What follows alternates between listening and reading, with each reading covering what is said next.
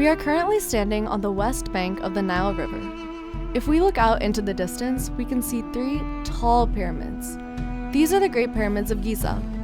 They are the oldest of the 7 wonders of the world.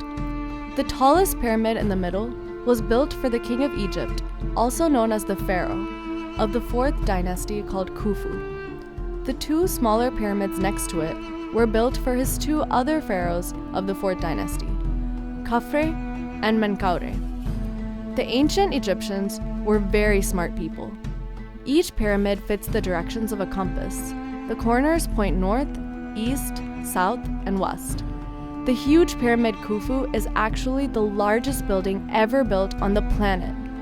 Workers had to cut 2.3 million blocks of stone and move it to build the pyramid, and the entire pyramid weighs 5.75 million tons. Historians believe that it took 20 years and over 20,000 workers to build the huge pyramid. Even though this is what they guess, no one actually knows how the ancient Egyptians built these pyramids.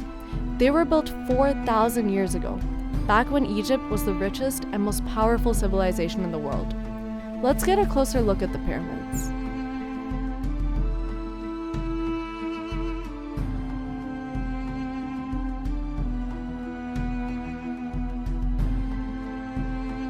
We're now standing between the 2 pyramids Khufu and Khafre. Why did the kings spend their time and money building such huge pyramids? These pyramids were actually where they were buried. There are 3 burial chambers in the Great Pyramid we see ahead of us. One for the king, one for his queen, and one was left mysteriously unfinished. There are hieroglyphics on the walls of the chamber telling us who was buried there. Hieroglyphics are the Egyptian alphabet.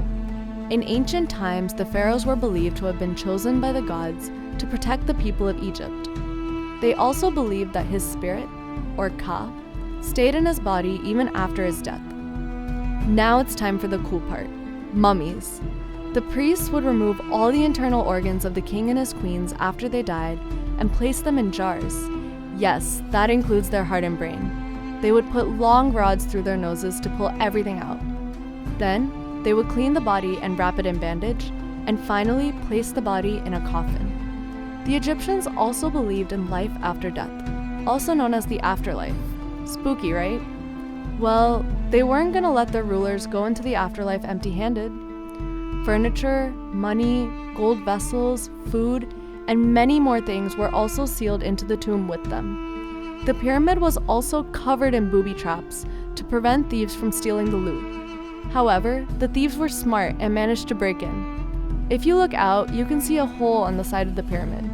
That's actually an entrance made by a thief to steal stuff, and that's the entrance tourists use today to check out the pyramid.